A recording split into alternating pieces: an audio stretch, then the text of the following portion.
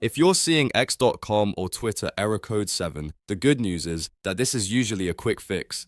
In this video, I'll show you the fastest steps to get back into your account and get X working again. If this helps, make sure to hit like and subscribe for more simple tech fixes. First, press Ctrl, Shift, and Delete on your keyboard. This opens the browser clearing menu. From there, clear your cookies and your cached files. Make sure both cookies and cache are selected, then confirm the action and wait for the browser to finish clearing them.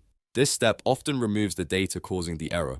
Next, if you're using a VPN, disable it completely. Sometimes X can flag a VPN connection and trigger error code 7, so turning it off is an important step. After that, go back to x.com and try logging out of your account if you're still signed in. Then, sign in again with your username and password. A fresh login often fixes the session issue and gets everything loading normally again. Once you've done those 3 steps, refresh the page and check if X is working properly.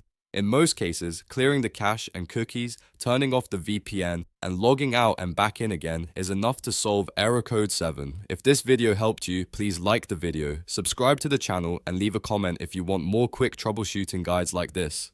Thanks for watching, and I'll see you in the next one.